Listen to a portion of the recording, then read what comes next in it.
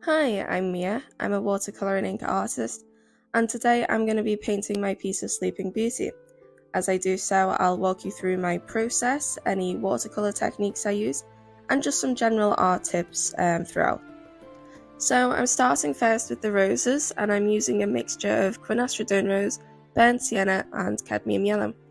I've diluted this mixture down with a lot of water, so it's a very thin base, as I'm going to later build up the colour of the roses through multiple layers. Now I'm using that same colour mixture for the second layer of the roses. As you can see, I did use that colour for some blush on her skin, but I did lose that footage. But I do have close-up shots later on of the blush technique I use. So as you can see, the second layer really helps to bring out the colour more. I generally only tend to use 2 or 3 layers in my work, just because I prefer a softer and more muted look. But if you decide you want stronger and more vibrant colours, all you have to do is use more layers and less water in your mixtures.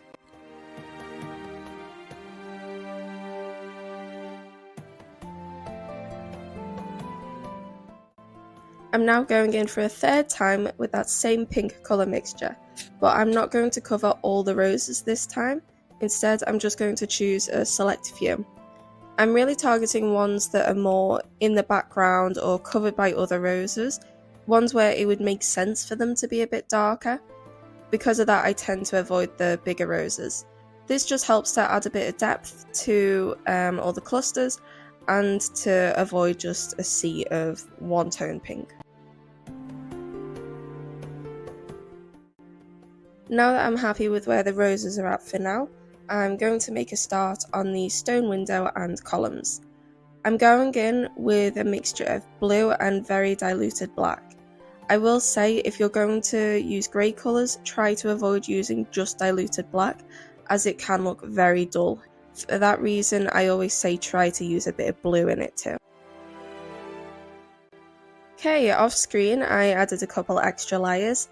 I didn't include the recordings for that just because that would be a bit boring. But now what I'm going to do is I'm going to use that same blue-grey mixture, and I'm going to outline any of the bricks, cracks, and any shadows that the roses could cast on the stone. Again, this is just to add a bit of depth to the piece, so it's not just one tone.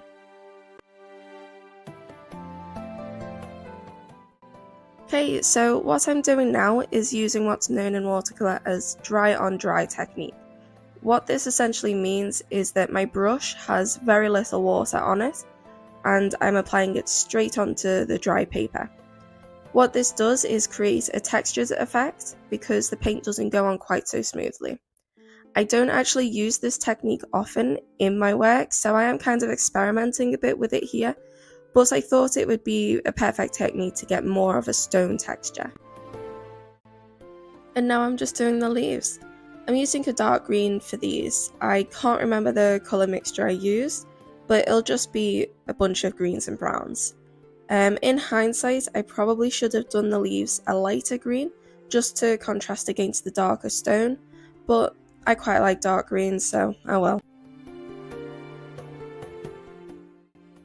Once I could see all the background colours together, I kind of felt that the roses were too pale in comparison to things like the stone and the leaves. So I'm going in now with a pink wash. What this essentially is a very, very diluted version of the colour mixture I used previously in order to create a very thin layer. This is a great technique for if you don't want to change the underlying colour too much, you just want to make it a little stronger or add a slight tint to it.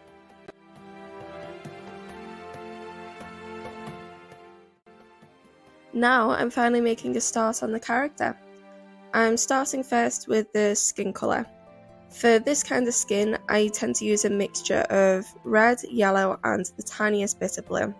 The actual specific tones of these that you use don't matter too much. If you look in the Disney film, you can see that Aurora kind of has pink tinted skin.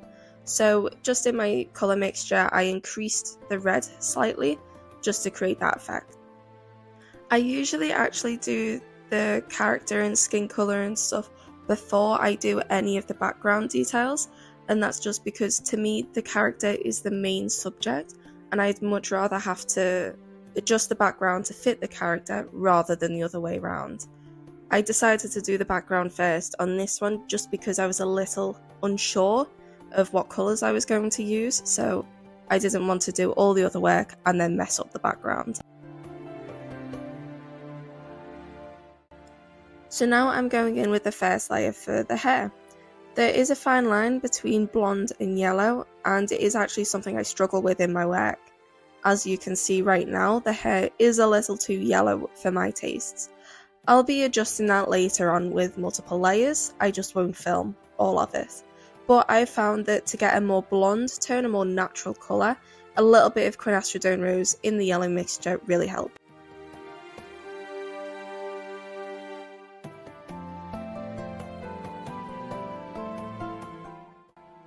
Finally, it's time for the blush. This is the part that probably takes the most layers for me, but it's also my favourite part to do, because it's the thing that once it's done, it can really transform the piece. So what I'm doing is I'm going in with a pink mixture, and I'm doing one eye at a time. You really have to work fast with this so the paint doesn't dry too quickly. So I'm going in and I'm kind of giving her raccoon eyes. What I'm then doing is I'm cleaning and drying my brush, and then I'm going around the edge of the pink circle that I've just made to soften the line. I kind of move my brush a bit inwards towards the eye in order to keep the blush centered on the cheek rather than spread it across the face.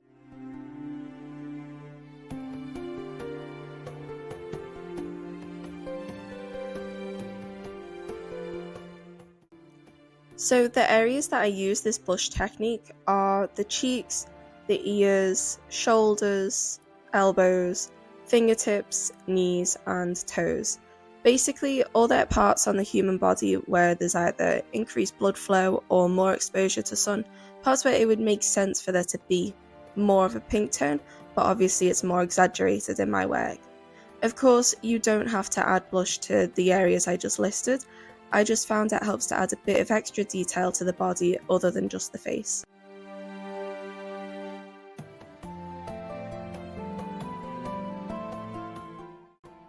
For the bodice of her dress, you can see I've already got one layer down. I did film that, I lost the footage, but no big deal. So I'm going in with just pure ivory black now.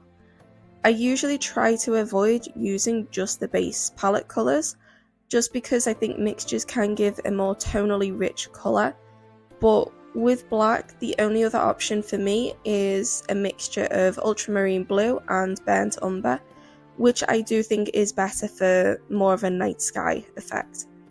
And I just wanted a plainer colour for her bodice because the rest of the piece is going to be so toned and colourful throughout.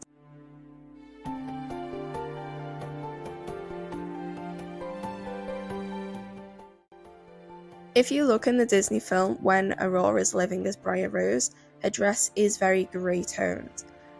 That holds a risk for it to look dull in my piece, so in order to avoid that, I've created a grey with a more purplish tint to it.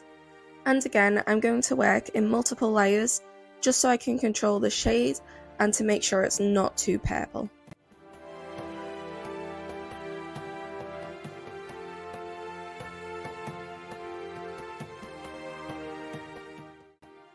Same as the top, the skirt is quite grey toned, but more of a browny tint. So it's just a mixture of like a grey mixture, purple and brown to create that effect.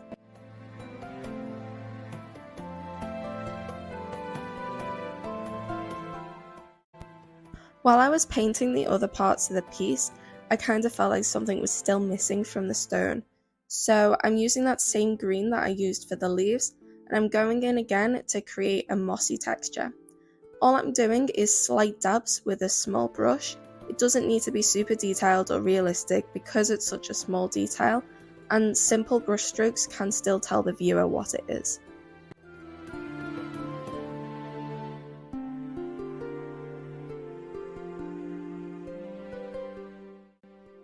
I also decided to go in again with my fine liner on the stone textures just to add a bit more ink detail. You'll see throughout this piece I changed my mind a lot, added more detail, added more ink art. This piece just really went away from the plan, but it worked out in the end.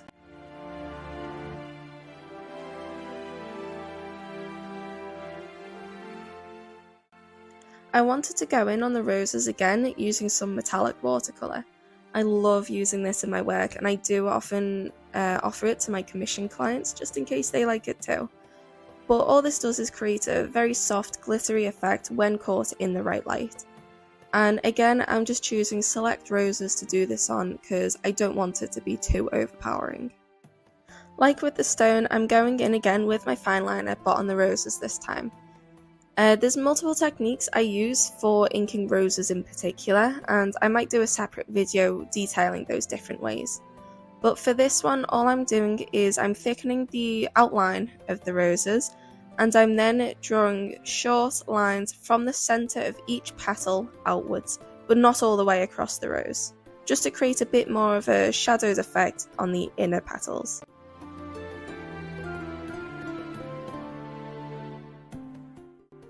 For the spinning wheels, I'm going in with more of an orangey brown. I felt like more of a traditional darker brown would blend in too much with all the other colours, and I really wanted this detail to stand out.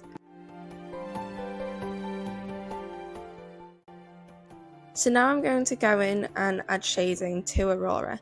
I will admit that shading is my weakest area, so please bear with me.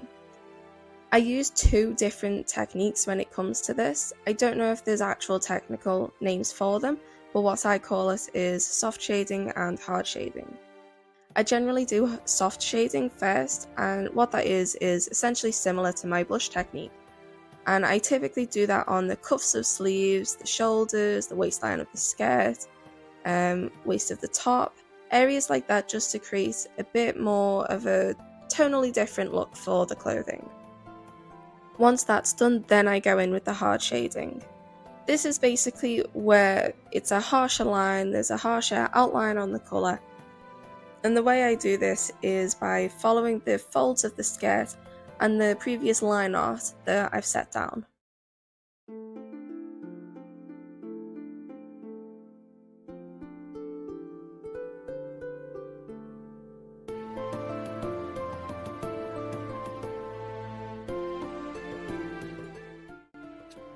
For the shadows on the bodice, I'm exclusively using hard shading. There's two reasons for this. One, I just felt like that particular piece of clothing didn't really need any soft shading. And two, with black, I found that it can kind of absorb more diluted colours with more water. Not too sure why, that's just what I found. So I found it best to go in with a stronger colour for hard shading. Like the bodice, I'm only using hard shading on the hair. There's no particular reason for this, because sometimes I do use both. Just for this one, I felt like hard shading fit it more. Now there are actually two different ways you can add shading to lighter colours hair. One is the way I'm doing today, which is a darker shade of the base colour, or in this instance a more browny shade. The other way is you can actually use blue colours. The reason for this is because the skirt is done very similarly to the top, where it's the soft shading first from the waistline coming down, and then I'm going in with the hard shading, just following all the folds of the skirt and following the line art that I've set down before.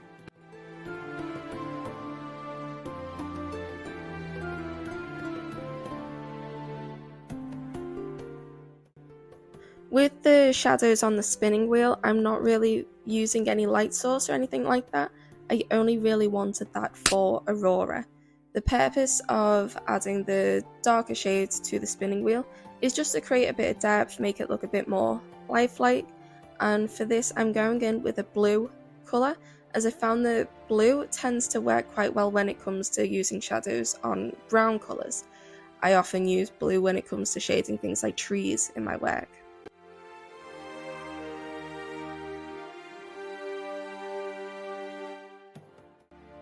For the shadows on the skin, I'm again just using hard shading.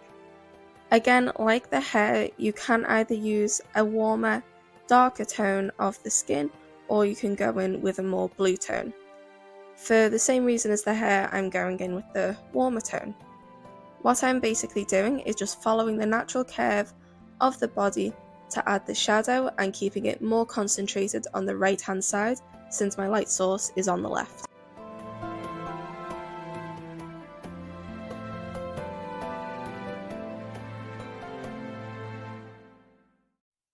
In my pieces, I typically like the colour around the eyes specifically to be a little bit darker just to make them stand out more.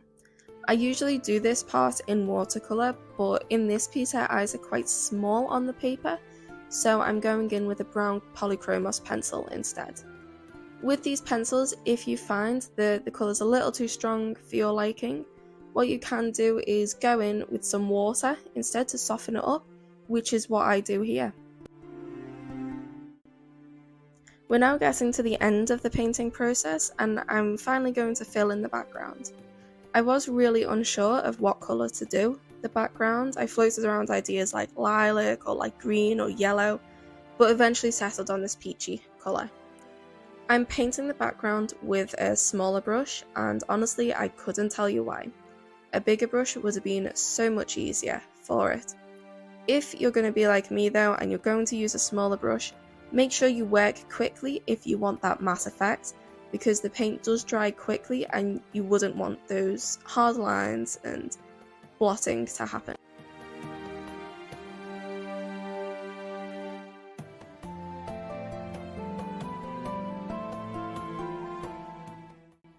I'm now going in with my fine liner just to add some loose strands to the hair. I usually do this with all my pieces just to make the hair feel a bit more lifelike and dynamic. You can put these strands wherever you want, it's all from the heart.